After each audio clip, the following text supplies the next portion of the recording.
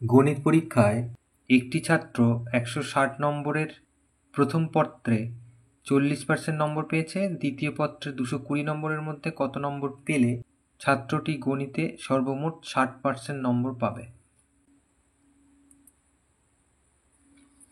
তাহলে এখানে মোট নম্বরটা আমরা আগে হিসেব করি, মোট কত নম্বর।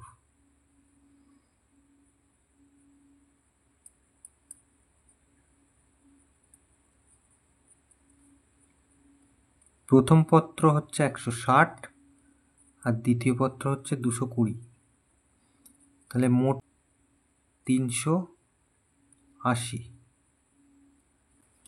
তাহলে তাকে সর্বমোট 60% নম্বর পেতে হবে। তাহলে 380 নম্বরের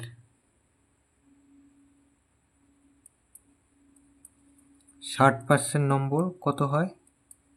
380 গুণ 60-এর 100, 60% মানে 60-এর 100। এটা কেটে দিলাম। 6টা 48 হাতে 4, 6টা 48 হাতে 4, 318, 19, 20, 21, 22, 228। তাহলে তাকে পেতে হবে এই নাম্বারটা 228। সে কত পেয়েছে তাহলে দেখি। 160 নম্বরের মধ্যে 40% নম্বর পেয়েছে।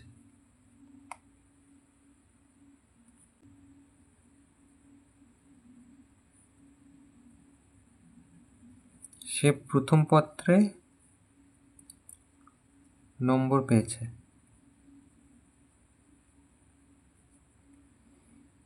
টোটাল হচ্ছে 160, তার 40%।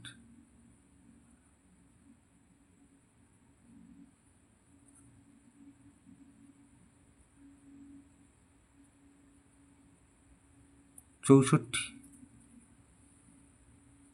তাহলে 64 তার পাওয়া হয়ে গেছে, তাকে টোটাল পেতে হবে এইটা।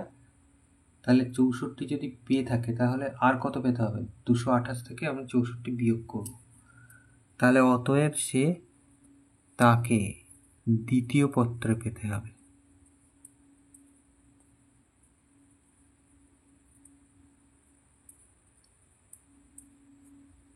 কত না 228 বিয়োগ 64, তার মানে 4, 6, 6, 12 হাতে 1, 164।